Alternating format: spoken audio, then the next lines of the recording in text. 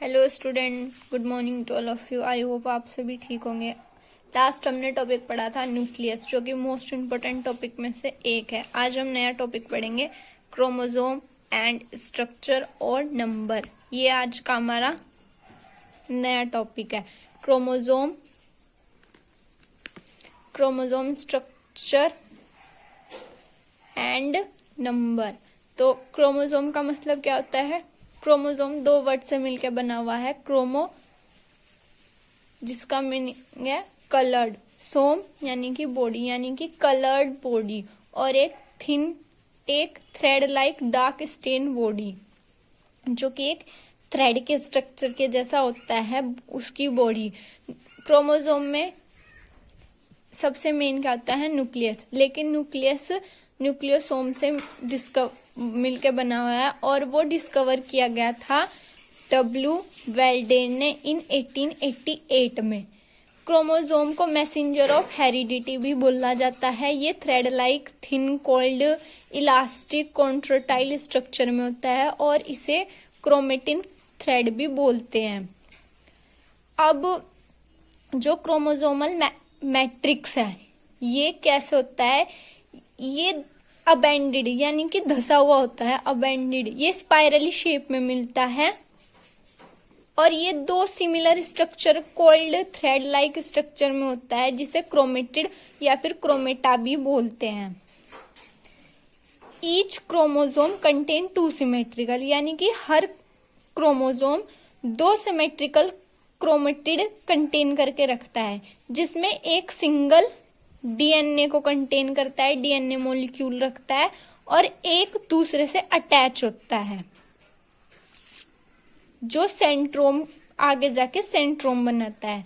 अब सेंट्रोमर आया है, तो सेंट्रोमा क्या होता है? जो जीन कैरी करता है।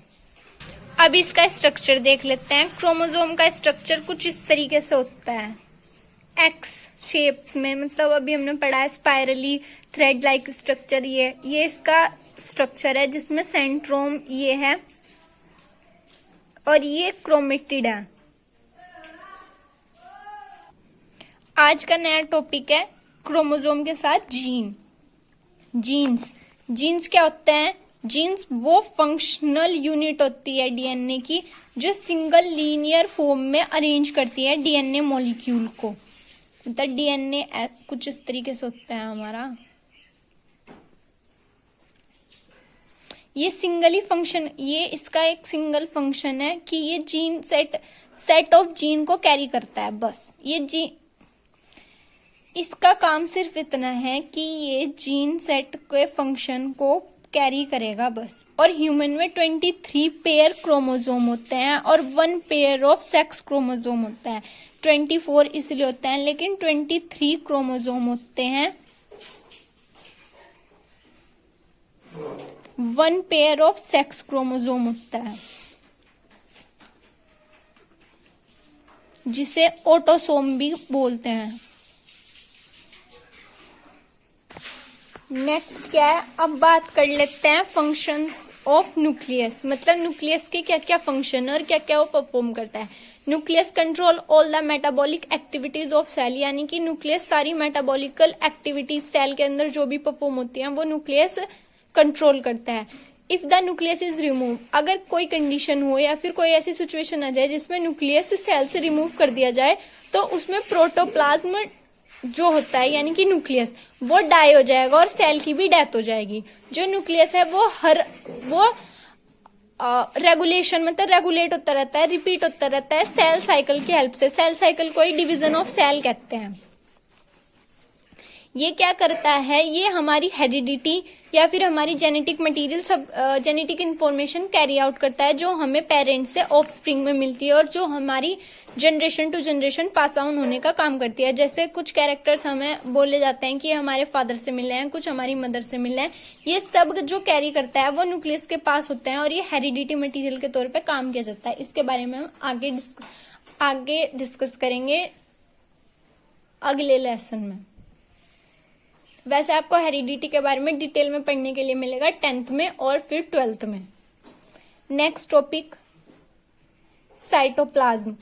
अब साइटोप्लाज्म क्या होता है? साइटोप्लाज्म टेम्परेरी अमाउंट में ओनियन पिल जो होती है हमारी, जो टेम्परेरी अमाउंट में हमने ओनियन पिल ली है, ऐसे ही चिक सेल भी होती है। ओनियन पिल के साथ साथ चिक सेल में भी साइटोप्लाज्म की क्वांटिटी बहुत ज्यादा होती है। ये वो रीजन है जो हल्का सा ही लिटिल स्टेन से ही हमें साइटोप्लाज्म शो करा देता है। इसकी हमने एक्टिविटी भी पढ़ी है ओनियन पिल वाली। Fluid content inside the plasma membrane, इसमें जो फ्लूइड होता है वो प्लाज्मा मेम्ब्रेन के अंदर होता है और ये कुछ स्पेशल सेल ऑर्गेनेलीज भी अपने अंदर कैरी करके रखता है।